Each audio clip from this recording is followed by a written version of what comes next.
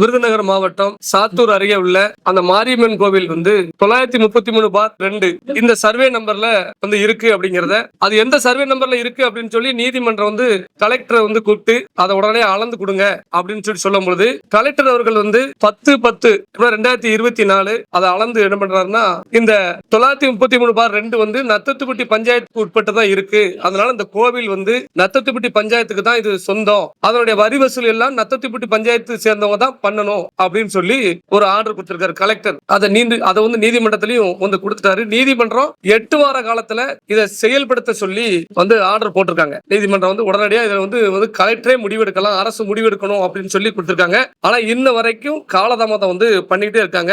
அதனால எங்க மக்களுடைய வாழ்வாதாரம் வந்து பாதிக்கப்படுகிறது. அதனால உடனடியாக நீதிமன்ற உத்தரவு வந்து அமல்படுத்தணும். அந்த 933/2 வந்து நத்தத்துப்பட்டி பஞ்சாயத்துல இருக்கு அந்த மாரியம்மன் கோவில் அப்படின்னு சொல்லி கன்ஃபார்மா வந்து கலெக்டர் வந்து கொடுத்திருக்காரு. அரசு துறை எல்லா ஆவணங்களும் ஒரிஜினல் ஆவணங்கள்ல எல்லாத்திலுமே அப்படிதான் இருக்கு. அதை உடனடியாக அரசு நடைமுறைப்படுத்தணும் அப்படிங்கிற ஒரு கோரிக்கையை வலியுறுத்தி இன்னைக்கு எங்களுடைய நத்தத்துப்பட்டி ஊர் மக்கள் வந்து அனைவரும் பிஎம்டி மக்கள் பாதுகாப்பு இயக்கத்தின் சார்பாகவும் ஒட்டுமொத்த முக்குளத்துறை சார்பாகவும் இன்னைக்கு நாங்க வந்து நத்தத்துப்பட்டியில நீதிமன்ற அனுமதி வாங்கி நீதிமன்றத்துல வந்து 100 பேர் வந்து இருக்கணும் அப்படின்னு சொல்லியிருந்தாங்க. அதன் அடிப்படையில் நீதிமன்றத்துக்கு கட்டுப்பட்டு இன்னைக்கு உண்ணாவிரதம் இருந்துகிட்டு இருக்கிறோம்.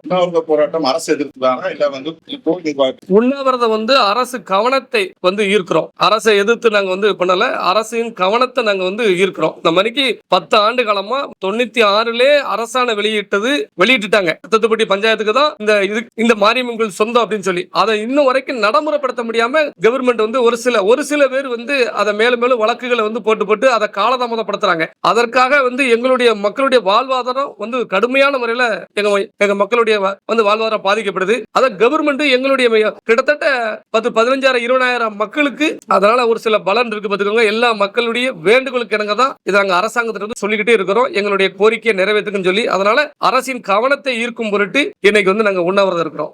முதல்வர் மீது எங்களுக்கு நம்பிக்கை இருக்கு. பல்வேறு கோரிக்கைகளை வந்து அவர் நிறைவேற்றி கொடுத்திருக்கிறாரு. அதன் அடிப்படையில இதையும் உடனடியாக எங்களுக்கு வந்து மீட்டு கொடுப்பாரு அப்படின்னு சொல்லி நாங்க நம்புறோம்.